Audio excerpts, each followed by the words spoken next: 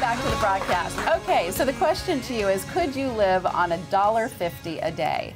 There are some celebrities, Ben Affleck, Sophia Bush, Josh Groban. They are among some celebrities who have taken the 2013 Live Below the Line challenge. Here's the website. It's www.livebelowtheline.com.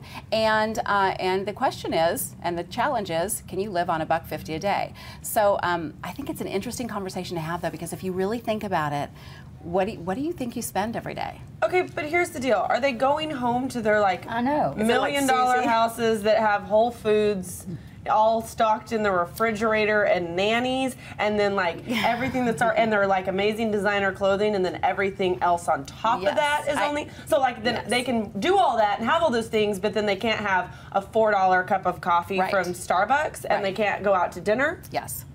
So that's the point. So I could do that. That's the point. So the point is that they took the $1.50 figure. It's the current equivalent of the accepted global figure used to define extreme poverty.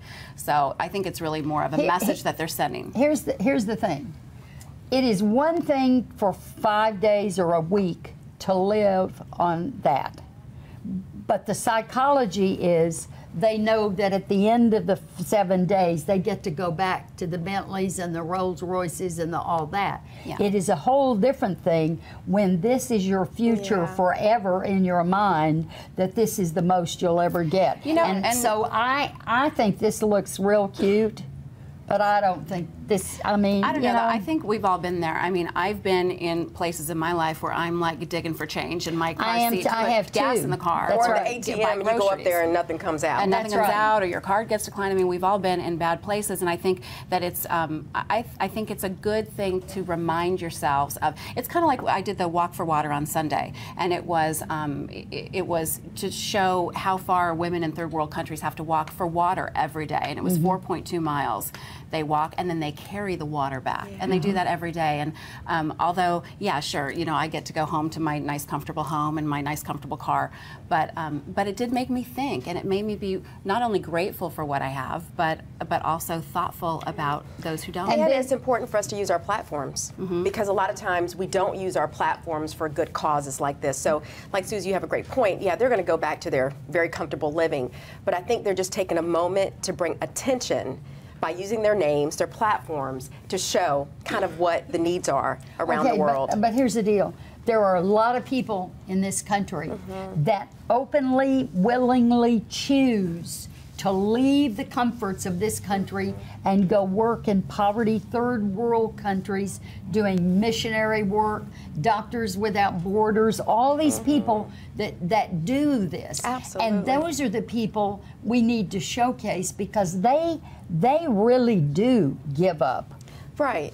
For a year or 2 years, and let's sleep on dirt floors. I mean, come on. There are people that do this. Well, and I don't think it's one or the other, right? You're not saying one or the other. You're just saying this is what they've chosen to do to kind of bring attention to it. But you're right, Susie. We don't want to forget about those people that sacrifice their lives, go on mission trips, and give up their time. But I think this is just their way of saying, this is how we want to have an impact. Well, and I think, too, you know, as you're driving around today and you're doing your day, and I mean, I stopped this morning, obviously, and got my, you know, $4 coffee, $5 coffee, whatever it is.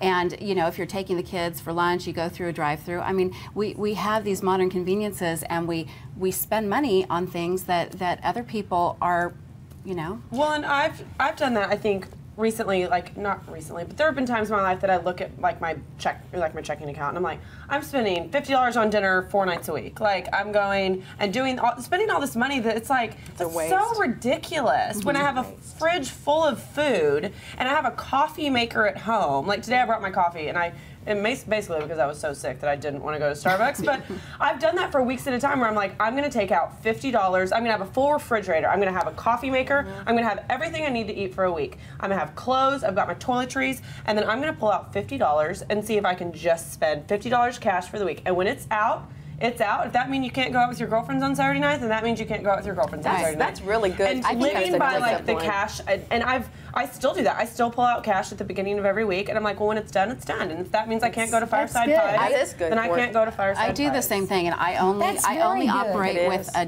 debit card because it's cash available. I don't use credit cards. I don't use credit cards. I don't trust myself. And let me tell you, it's a discipline that you have when you have very little and when you have a lot. You know what I'm saying? Yeah. It's Because if something you that we have a can all lot, you can seriously really go through and be spend a like, lot. oh, I can get this new bag. Oh, I Right. can get these new shoes. And Right. then And then you next realize thing you how do, much you you look at your wasted. account and you're like, what the hell did I buy? Right. But you understand something, and I believe this with everything in me. Living in Dallas, Texas, in kind of a bubble, is not like most of the rest of this country not at lives. all. And you know that. Yeah. Oh, living And in you Uptown is and, disgusting. And the purses and all for and that all sometimes. that. It's just It's keeping just up with different. the Joneses. Like, especially even being a single girl. I mean, I can't even imagine being like, I know a lot of women that are married and the competitiveness that, you know, of just like the what kind of car you drive or what your Right. kids nanny, I don't even know. Well- but like girls in Uptown are like that, like, oh, look at this bag, or oh, you drive a Volvo. Yeah, I drive a Volvo. I like it. And let me tell you that's a something. great car. I know, but like people are just snobby, and it's like, who cares? Like, I like Forever 21. I like I think, the, I think you it's know? when you don't treasure the most important things about life. And I will tell you, I suffered with that years ago. Especially when I moved to Dallas, not so much in California, but when I moved to Dallas, I felt the pressure that, okay, I was supposed to have this type of bag, or I'm supposed to wear these types of shoes, or, you know, Go to this hair person or wear this kind of makeup. Especially in or- your circle, though, because Yes, it was, I can imagine how it would be keeping up with the Okay. Joneses, no pun intended. But oh, that's some serious keeping up, right? But I learned that 20 miles doesn't matter. away in Garland, it's not the same as it is here. No. They Every don't come city's like into that. North Park. But you know and, what? I mean, you know what I'm saying? But you know what? Just It should different. not matter. And I'm telling you, when I think about the money I wasted years ago, it really sickens me. Yeah. Now that I've matured, that I don't have too. like I could care less if it's a cute Target top.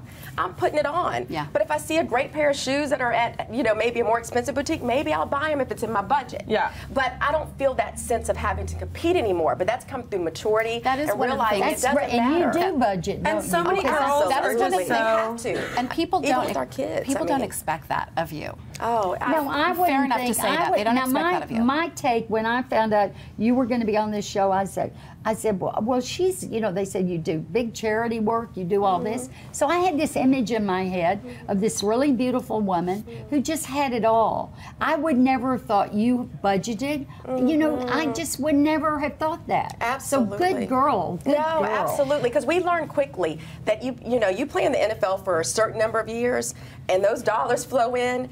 But at some point, that career is going to end. And most of these guys are extremely young and have a lot of life to live. We have 5 kids to support, right? Yeah. We Yes. do a lot of charity work, but we can't just throw money away. We have a lifetime to You- live. and you- we want to be able to leave something to our kids. And you, so it's not like Emmett gets up and goes to the office every day. Does does. He does. He does. And I do too. And you both do. Yes, absolutely. Because See? we want to build something beyond what we. Thank And they God run we had successful a jump companies. Start. People don't really know that about Emmett. So He's listen, a business will you- Construction will you- worker will you- and real will- estate Will you developer. sit down with me and I let's would. talk? And because I want to do that series on love See You that. at the Top. Oh, I would And love to, I want Susie. to. I want to talk about you and your company and all of that. Absolutely. So I do. Don't you think Done that's deal. good? I think it's a great idea. Can you do Love it it. May 1st?